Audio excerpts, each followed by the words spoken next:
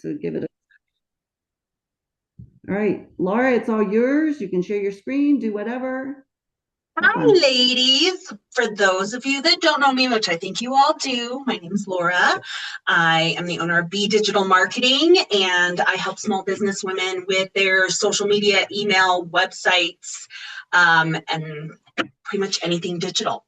Today, I'm talking about how we can optimize our inbox to work smarter and maybe hopefully help share some tips that work for you guys. So I am going to share my screen here. No. Yes. Okay. I'm going to minimize all of you. And can you guys all see my screen? Actually, I won't even know. Deb, can you tell me if you can see my screen? Yes, we can see your Oh, screen. okay. Okay, I wasn't looking at you guys, so thumbs up won't help me. Hi, how are you? Okay. Good. Kyla, I think you're unmuted. All right, so I'm a little bit of a control freak when it comes to my inbox. So this session's about building simple systems that will work for you, not against you. So I'm going to show you what you can do and what I do in my inbox every day so that you can take what works for you and leave what doesn't, because I know that everyone has a little bit of a different way of doing things. So I'm going to show you mine. I'm also going to be sharing with you some information from Gmail. So if you're not a Gmail user, that's fine. One piece of information is going to help the Gmail users. The rest of this is going to speak to you depending on what email you use. If it's Outlook, if it's Yahoo, or if it's Gmail. So I'm going to actually bring my screen back up here so I can see you guys. How many of you guys are Gmail users? All right. Oh, sorry. You guys can probably see all of that. Okay, so this first tip is going to apply to just the Gmail users. And this is one of those things that I wish I would have known sooner when I first switched from Outlook into Gmail. One of the default settings that is set up in Gmail is that it will turn on conversation view. And conversation view, sorry, I'm getting a little backwards with my, here we go. Conversation view is this problem that happens where I talk to my clients all the time and they have no idea where their emails are going. What this setting specifically does in Gmail is it groups like emails together based off of a topic, not a reply back and forth from your email. So if you've ever thought to yourself, hey, I know this person sent me an email, I saw it, but now I can't find it, this is typically the reason. So I recommend to all of my clients to go into the settings section, go into the general section and turn this off. You'll still have a back and forth reply on any email conversations you have on a specific email subject, but it won't group all your emails from Deb into one email where you have to try and find the last email you guys had. So that's my number one tip for Gmail users in this whole series. The rest of this is all going to work for both programs. Or all of the programs, actually. So I have a process, a system that actually keeps my inbox under control. Every time I open up an email, I make a decision immediately. I don't come back to the same email 3 or 4 times. I either read it, decide immediately, and then move on. So I either choose to respond if it's going to take me under 2 minutes to get back to that person with a quick reply. If I need to take action, I need to log in someplace, I need to look something up, or it needs a more thoughtful response, I'll star it or I'll flag it.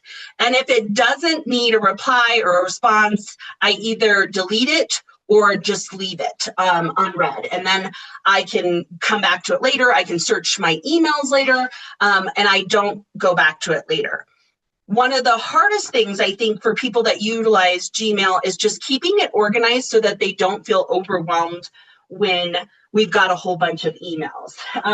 So some people will do something similar to what I'm suggesting, where they will open the email, respond to it. If they need to come back to it, they're going to leave it unread. And when we do this, we are basically just putting it back in the mail, and then we're going to reopen it again when we check mail later. So we end up taking it on again. The other satisfaction you get from adding the star to it is kind of like putting it on your task list. So when you come back to it, you know you need to get it done. When you uncheck that flag or uncheck the star, it gives your brain that dopamine hit that we just completed a task and makes us feel better. So that's the other reason that I have my email set up the way that I do. And I'm gonna show you kind of how I set it up. The mind shift ties all together. It's a separate to-do list for me, but I don't have to create a separate to-do list. I can literally just, when I'm focused on a specific task, open up my email and see what's starred or flagged in there. So I don't have to go and create another email to-do list. With Outlook, however, the flagged emails automatically go onto a to-do list, and there's ways to set your email or in any of them to create a to-do list based off of these stars and flags. I'm not going to get into the technicals of each and every email program out there because there's a lot, but this process that I have set up in my Gmail account will translate to the other tools that you might be using. All right, so I'm going to share my inbox, and I purposely did not do what I do every morning to give you guys a first look at how I have things set up. So this is something that I'm going to show you where to go in and set up, but I have my emails divided into 3 sections on the inbox section. There's now a way to create these 3 sections that I have over here. Some of them are already there. So the starred section or box is there. So Google will automatically analyze your email, or Gmail or Outlook. They all do this, and they'll just try and determine what is already important to you based off of how much you respond to somebody. So these are emails that I either open very frequently, or I have set up a rule that says this is an important email. I don't always have to set up a rule, but if I have a specific thing that I need to make sure is always important, I will create a filter, is what it's called in here, or set up a rule in Outlook to always apply important flags to emails that I get from Brenda. So long-term client of mine, I need to make sure that this shows up first. Then I've got all of the other stuff, the unread stuff that isn't necessarily my important stuff. This could be social media notifications, promotions from somebody else, and your Gmail is already labeling these without they just create these labels automatically. You may be used to seeing your Gmail differently with those labels all the way up across the top. So you kind of have to check 6 different things similar to what I have set up here, but this just kind of keeps my brain organized. I don't have a large unread inbox. So what I do first in the morning is I start with my important and unreads. I go through each of these emails, and if I need to do something with it, I just add the flag to it and move on to the next one. If I don't need to do anything with this is just letting me know, then I can just move on, and that now is unread. And every time I go into something here, I can quickly go, okay, I got to get back to Brittany. I don't need to do anything with this. Robin gets these as well. And then this is, again, just something letting me know. I might want to come back to this, but this isn't something that I need to actively star to come back. Sometimes it is. Sometimes I really want to make sure I come back to that. Otherwise, I can just leave it unread and search for it in my inbox. So I'm just going to go ahead and apply a star to those important emails that I need to get back to. That's cleaned up my work. I now have all of those emails listed up here in my starred areas, and I can see that I have 1 out of 28 emails that I need to get through to basically clean up my to-do list. That's actually a pretty low number for me, so I'm really excited about that number. Then the next thing I do is go into my unread, and this is simple. Sometimes it's really large. I might on a typical day have 100 of these. I'm assuming majority of this information here is either promotional, Netflix wanting to tell me what I need to watch next, my Capital One telling me things. All of that's great, but I don't necessarily need to go deep into it. So what I do for me, and this may work for you if you've got a large inbox every morning and you've got to get through a ton of emails, I just select all and I skim and I see what out of here do I actually need to take a look at. So this person might need help with a website. I definitely want to get back to that. This is just telling me about our meeting that I'm in right now. I can literally just go through and browse through and see what I need to keep out of here. And then the rest, I either delete it or just mark them as read. I don't need any of this other stuff here. This is just them trying to sell me bacon or business cards. And I'll give you another tip on how I typically deal with that, what I like to call noise in my inbox, and how I protect that space and that time when I come in here. So then I've just got a few other things that I've got to go into. I just have to take a look at it, hit the star button if I need to get back to that person, or flag it for future.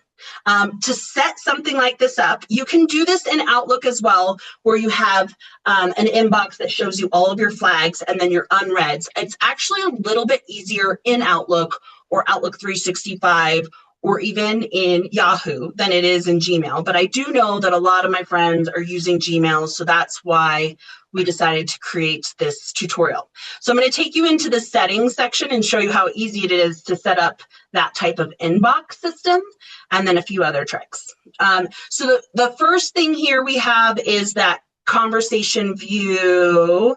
And there's lots of different settings. I'm not going to go into all of them, but this is the big one where it sets emails with the same quote unquote topic, not email subject, and they're all grouped together. So you'll see numbers next to your emails, and those will then indicate that you've got a whole bunch of emails grouped together. It's unhelpful, and I do hear a lot of my clients that just say, oh, I just didn't see your email, it got buried somehow. That's typically how it happens. So we're going to go into the inbox section in here, and you're going to change your inbox type from the default, and I'll show you guys what that default looks like so we can kind of compare and contrast. So when you go into the inbox on the default, and I might need to refresh, it might get a little bit overwhelming. And then I can understand why people don't want to look at their emails. For me, this is showing you've got like 1,040 emails here, but it would typically show tabs across the top and group them into these purchases, promotions, social updates, and forums. So that's what you'll typically see across the top. And then you've got a whole bunch of unread emails in all of those groups, and you don't go to those and clean them out. So under inbox, I switched mine to start first. And you can go to priority inbox to get a few more options. So for the first section, I have it start, and you can say, I want to show 25 items, 10 items, 50 items. You can hide the section when it's empty. And for me, I just like to keep it on 25 items at a time. Then I've got important and unread. And so it'll let you set this up. If I hit reset priority default inbox, it's got important and unread first. It's got stars second. This is empty, and then everything else. So everything else would be things that I've already read or things that I don't want to delete, but they're already read, so that I can search for them later. If I read an email or I unstar something, it's still going to stay in my inbox. I don't have to organize it. I can just simply search for it. So I'm going to give you an example of how that works with some of my clients. When I set up my start, I've got a few different labels. So when you look at the start inbox, you've got a promotions label, which is automatic from Gmail, but I can change the color of that label. And then I've got different labels for different clients. So for instance, I've got my Brenda client. She's been with me forever, and I want to just focus on her stuff for right now. So this is really helpful. This might be something different in your world. You might get You might have an employee that you need to look at all of the stuff that they've sent you, and then you can focus strictly on that project or task. And so for up here, I just go into from and I select Brenda, and it shows me just the starred emails that I have from her. She sent me hundreds of emails, but they're all done. This is all I need to focus on. So when I switch gears, I can just knock off all of these emails. And everything that I get from her, because I label it, is going to be in the labeled section. So I can see everything she sent to me that I have not yet deleted. And I can easily search here, or just search from the main section. So in here, I use this a lot if I'm looking for an email from one of my clients and I just need to quickly see maybe what's starred to, and what I've sent to them will show up in here as well. So starred is my favorite place. It gives me that satisfaction when I do something, I can just uncheck that. And my goal is to get to like 0 starred emails. That does tend to let me know that I have nothing left to do and I need to do some more work. But if I'm under 50, that's a good day. You can also, one of my favorites is a snooze option. So if I don't want to be distracted, because I am easily distracted, I see that number 1 over there and I want to go take care of it. It's my thing that I need to do. And I think because I've switched my inbox, so let's go back and switch that back in here. I've got a starred first,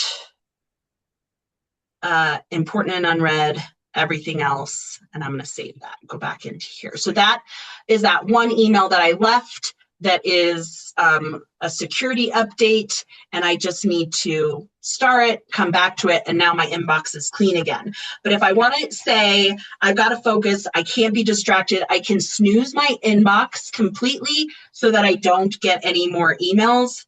And I'm not seeing the setting that I need here.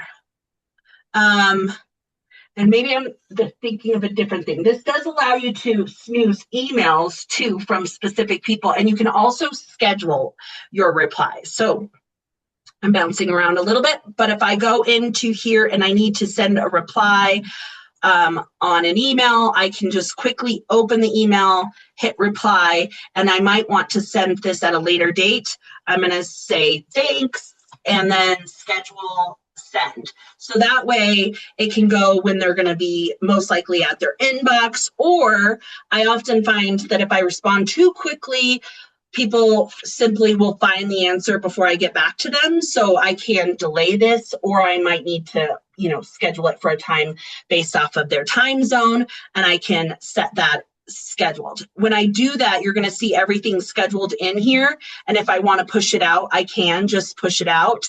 If I want to get rid of it and I don't want to send that reply because I don't think that they care, I can just go ahead and delete that.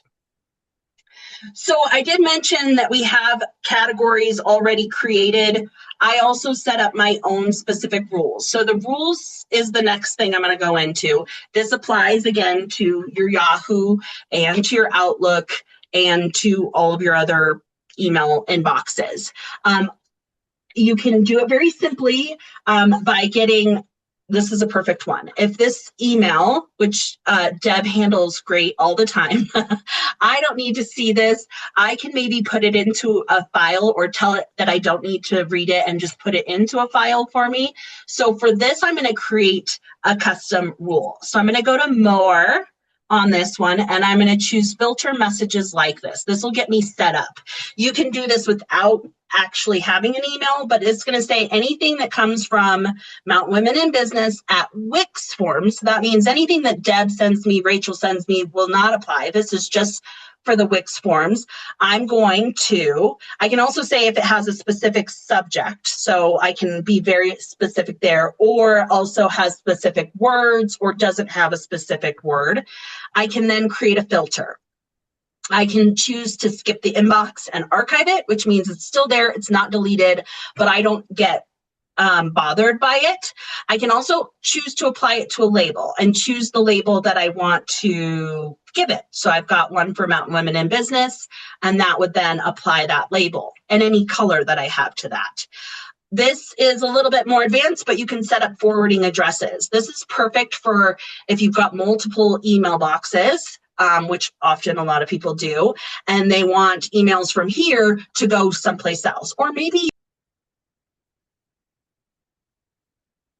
unmute myself. Okay. There you go. All right. Wait a minute, Laura. Sorry, unmute myself and I muted you. Oh, okay. Question. Kayla is asking, and I don't know this either. Where did you find those filters to apply? Oh, from this is the page that I'm on, the filters page. Does that help, Kayla? No, like where did you go to find that filter page? Oh, okay. I'll back it up. So I just clicked on, for this one, I clicked on one email that I wanted to create a filter for. I'll show you the other way to do it if you don't have a specific email and you just want to set up the filter without the email itself. But this is one where I just want to create a filter based off of this specific type of email. So I'm going to click on more, and where did it go? Where are you? I'm not crazy, you guys. It was there just a second ago. More. Labels? No, it was create a filter.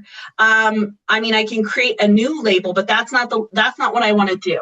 I'm going to take you back. I'll show you the other way. This thinks I'm in search option. I think maybe that's part of it.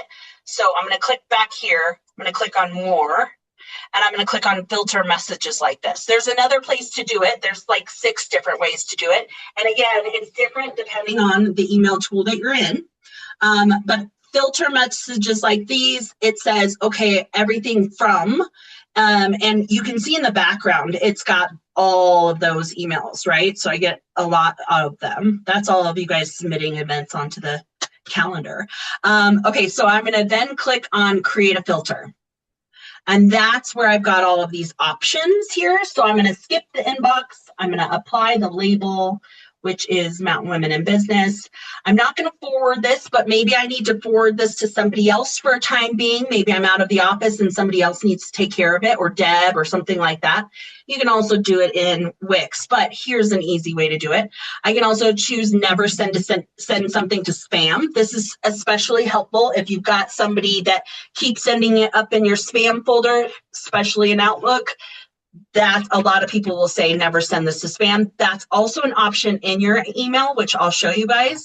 I can also choose to automatically send them a templated email, which we'll get to in a minute as well. I can choose to always mark these as important so that they don't, again, go to spam, but they also get put in that section of important emails. Or maybe it's never important. And then I can also choose a category, which are those preset categories that Gmail has. So this doesn't apply to everybody. This just applies to Gmail. Whether or not you want to put it in there, I'll tell you, I've never used that before. This last box, I think also people sometimes miss, especially if you're going too fast, is also apply this filter to matching messages. So if I want to do this for this one email, I can just hit create filter, and it will happen for all future emails going forward that meet this criteria. But if I also want it to apply to all those emails you see in the back, put them in the labels, skip the inbox and archive, I can just check that box, and then I hit create a filter. And so I've done that. Now, if I go into my Mountain Women in Business folder, I should see all of those in there. And I have a folder, or my filter for Mountain Women in Business literally say anything that comes from Rachel or from Deb or from anybody else that's in the Mountain Women in Business board will automatically get this label. And so I then can quickly identify in my inbox anything that's marked red that's a Mountain Women in Business email. So I can see that quickly, and I kind of train my brain to know who's who and what I need to pay attention to. It's a little bit of a color coding nightmare for people that don't work like that. So again, just take what works for you and leave what doesn't. I'm going to show you real quick how to get to the section on creating filters without an email. So you can go into your settings section, see all settings, and you've got filters right here. So these are all filters that I've ever created. There's probably ones that I don't use anymore, people that I don't work with anymore. I can go through and delete these very easily, but I can also scroll down to the bottom and create a new one. Yeah. Come on. Wait, I just saw it. Create a new filter. Yours will be higher up. So this is another way to do it, is just type in who it's from. So if it's from Deb, and then if it's got a subject or has the words, then I can create the filter, apply whatever I need to that. So if I want to apply that label, or I want to mark it as important every time, that's how I would do that. And you don't have to go into your settings section to get to that. You can also just be in your inbox and search from up here too. So when you click on show search settings, you have to from subject. You can even look for email within a specific date or time. You can look for emails that are super big if you want to clean up your inbox and just get rid of some stuff. So that's a helpful feature there. Filter. One of the notes I have is start with like 10 filters, pick one type of email that you deal with manually over and over, newsletters, invoices. I have a client that has a filter that says anything that has the unsubscribe link in it, put it here. You don't really need to do that in Gmail, but that's helpful for Outlook. Because the promotions and the updates in the forums already kind of have that filter set up. But do what works for you. Set up a couple of filters just to kind of help keep you organized. All right, so now I'm going to talk about the noise that we get from our emails. So the other fun trick that I have is on Fridays. I don't know about you ladies, but on Fridays, I have a desire to be outside. I don't want to work anymore. I might be a little distracted, and sometimes I want a little bit of busy work on Fridays. So I use Fridays to be my day to unsubscribe. I subscribe to a lot of stuff, but I also need to like save my area. So if Facebook's emailing me a lot, or I start getting a lot of emails from, something that I don't want anymore, then I go into the emails and I start to unsubscribe. I'm looking in here to see if there's anything that I want to unsubscribe from. I must be really, really good at it. Actually, this is a good one. So I can go down to the bottom. I can hit unsubscribe. Also, sometimes you're going to see the unsubscribe up at the top. You can do either one. If you see it at the top, you often don't have to be taken to another place. It takes care of it for you. At the bottom, you can just click on unsubscribe. One thing I like to note, don't mark it as spam if it's something that you signed up for. Only mark it as spam if it's something you didn't sign up for. If somebody actually is spamming you, which you guys have probably noticed is getting worse and worse by the day, and these are just random emails that come to you from somebody soliciting work, or as they want to talk to you about your SEO, those you can mark as spam, and it tells all of these email tools that we use that that's a bad email. So we can do our part in reporting the bad guys, but don't unsubscribe or don't mark anything spam that you accidentally signed up for, or maybe even went shopping at a business, only if you didn't sign up for it. And then the last bit I'm going to give you while I'm in here is how to set up templates. Both Outlook and Gmail have this, same with a few of the other ones. If you're not using like a paid email, you might have some limitations. And templates can be a little bit tricky to find, but if you find yourself typing out the same email over and over again, you can click on this little button at the bottom right-hand corner, or not right-hand corner, but 3 little dots down in the bottom, and you can click on templates. You have a whole bunch of options. I can insert one of my templates here, or I can save this email as a draft. And when I click save as a draft, it's gonna let me overwrite a template that I've already created, or it's gonna let me save as a new template and give it a new name. Keep in mind, it is going to include your subject and your signature. So I tend to remove my signature before I save it as a template, because it then adds it in a second time. So that's one note when you're saving the templates. Just get rid of your signature. That's going to automatically be added later.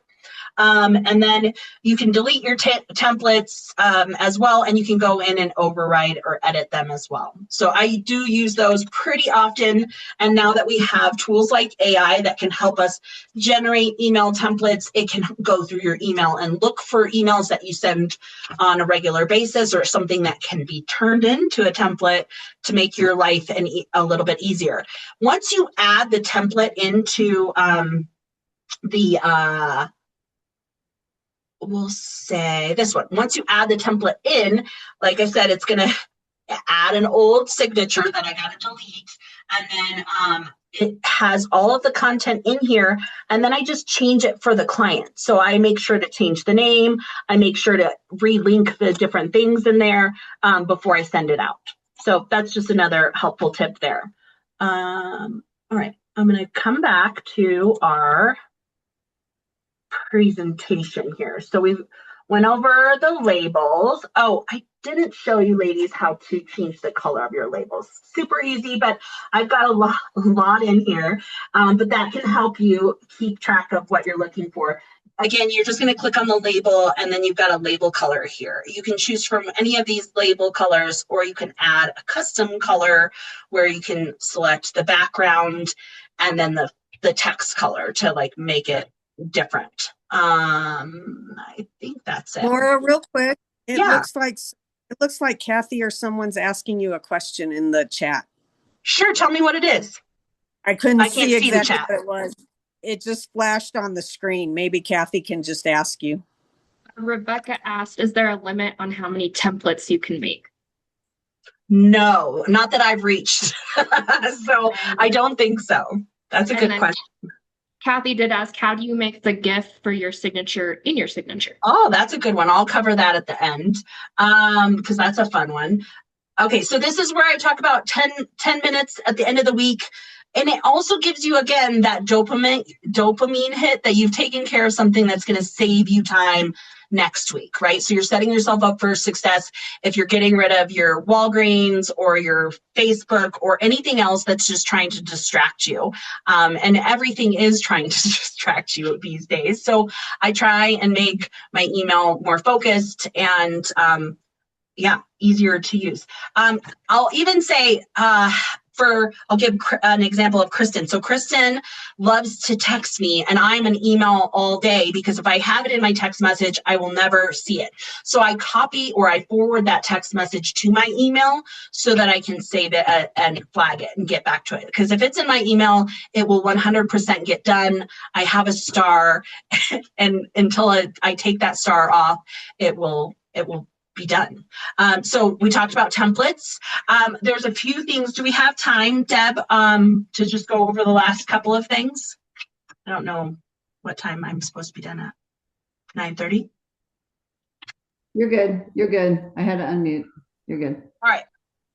So this is one that's come up recently. I'm hearing this a lot from, go back. From my Gmail specifically clients is IMAP versus POP and using multiple devices and the changes coming with Gmail. So a lot of users that I work with, they have multiple email addresses and they like to check, Robin's one of them, like to check all of their emails in one place versus opening up 3 different accounts.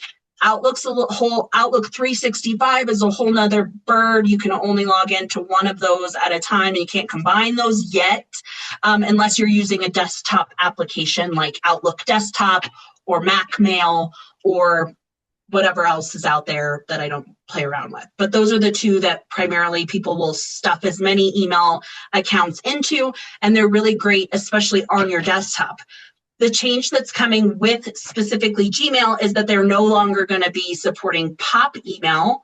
And what that means is that the interface or the protocol that's being used to bring your email from the server into Gmail, POP only goes one way. It doesn't go both ways. So it just brings it in, almost like a forward. IMAP goes both ways. It'll bring your emails in and it'll sync with your server. So if you read it on your phone, it'll show red on your computer and vice versa. POP will not do that, but it was great for Gmail because Gmail was the only place you were using it, you didn't care whether or not your server knew if you read that email. Now that's all changing, and it's more for security and more to just have safer email. From what I understand, the way to get around this, or to make sure that you can still use your other email addresses, is to download the Gmail app on your phone and add it using the IMAP setting. And all emails that have the POP setting will have the IMAP setting as well. It's more secure, it's more safe, it's a better way to do it. But for some reason, I don't know why, they're only allowing it on the app on your phone. So just put it on your phone, and then they'll start to come into your inbox on your computer. Super simple. This webinar presentation is not about AI, but you can utilize AI for replies, summaries. You can connect a lot of the AI tools to your emails. If you're in Outlook, Copilot is already in there. If you're in Gmail, Gemini is already in there. But then you can connect Claude, ChatGPT to those as well, and help with organizing your emails, drafting your replies so that you can look at them and just reply. But all of this will help save you time in the future as well. If you do only one thing here today, I definitely recommend turning conversation view off. You can always turn it back on, but you'll thank me later. And then start using flags or stars to help keep yourself a little bit more organized in your inbox. All right, so I'm gonna stop sharing my screen. I will explain to you how I did the GIF in my email signature. Any other questions? I'm looking at all you guys now so I can see you.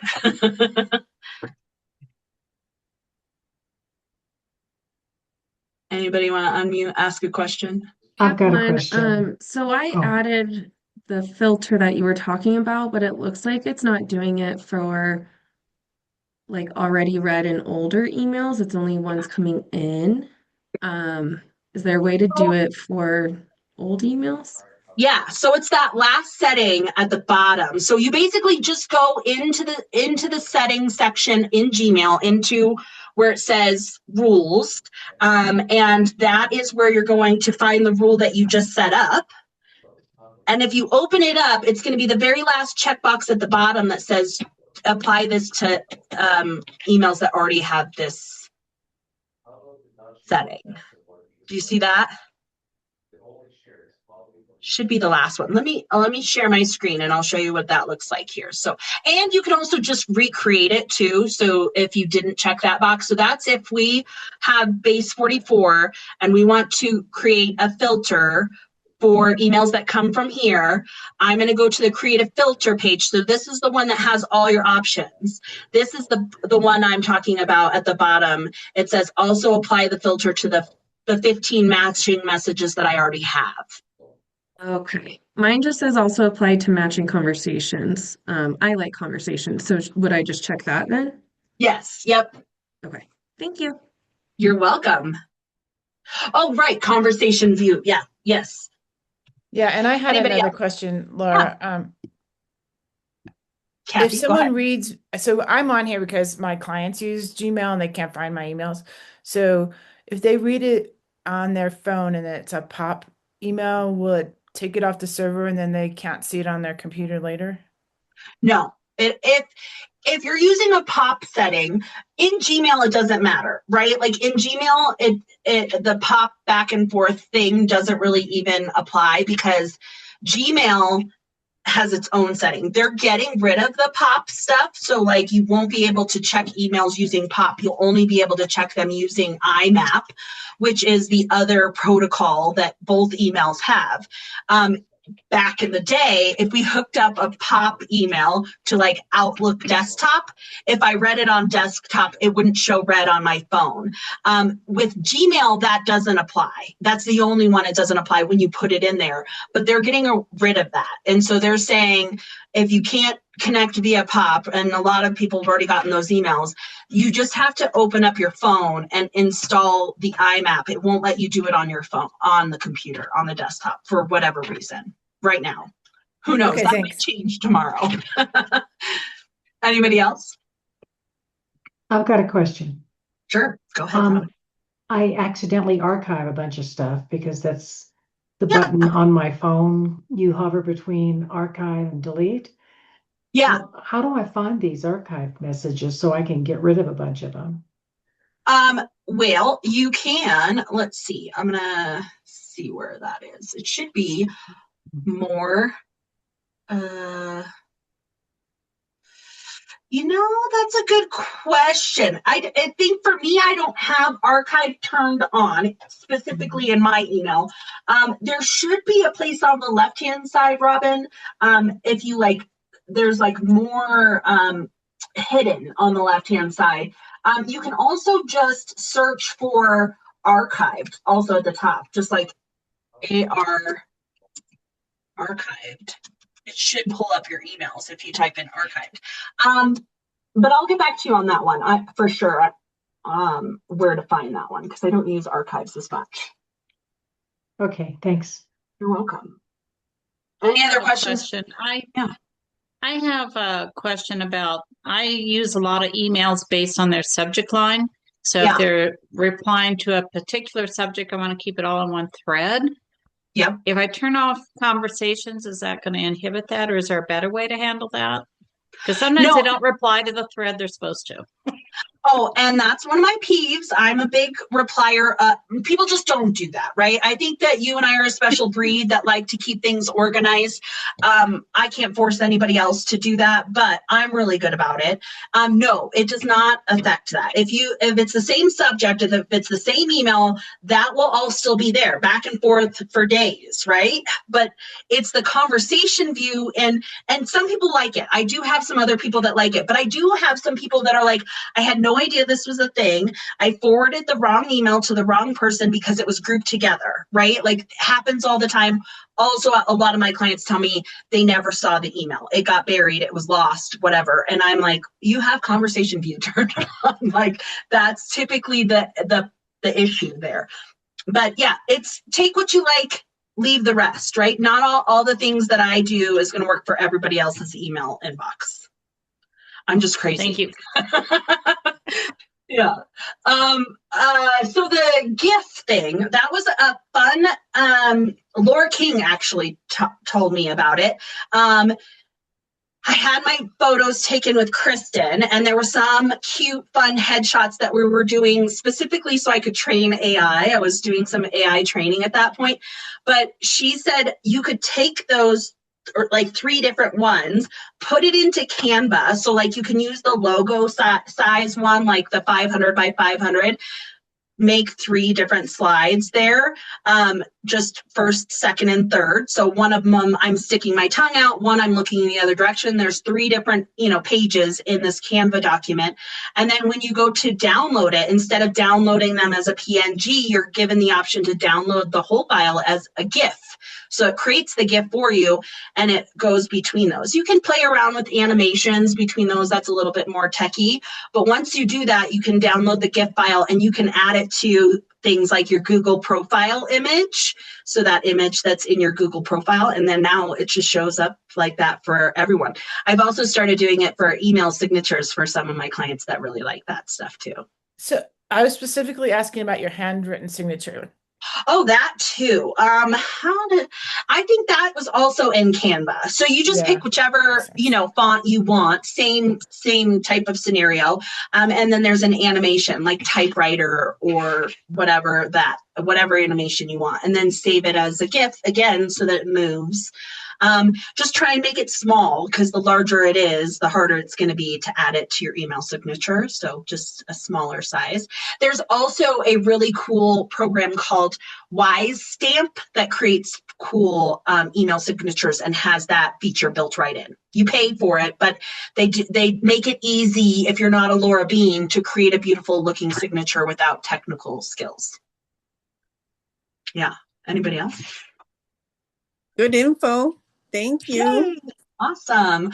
Well, it was fun. I'm glad that I got to share some of my Outlook or my email tips with you guys. If you have any questions, I'm always here if you need help with anything. I'm assuming most of it pretty much translates to Yahoo, because that's what I use. But we have the stars Yep, you can create stars or flags. It may be different in Yahoo, but they have them, and same with the filters as well to organize your inbox. It's a little easier, I think. Quick question. When you're in your inbox, you have it organized by star, important, and unread, and you said you were Mhm. able to click all of those in there, but I don't have like a click all in that section option.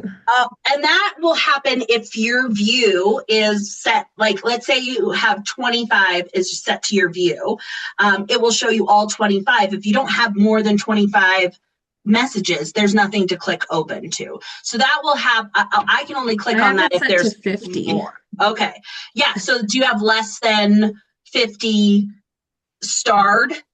No, You have there's a more than lot. 50 starred. Yeah. And it won't let you click on it, huh? No. That's weird. Did you try, and this, is this after you set all of this up? Mm-hmm. I would try a quick refresh. Did you try that too? Yeah. Okay. You and I can talk offline because I can help you figure that out. Thank you.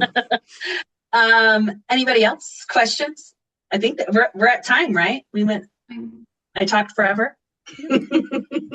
Wow. No, It's good. recorded, so we can go back and look at it. So thank you, everybody, for being here, and thank you, Linda, for your expertise. Love it. All right. Have a great day, ladies. Thank you, Laura. It was very helpful. Bye-bye. Lots of fun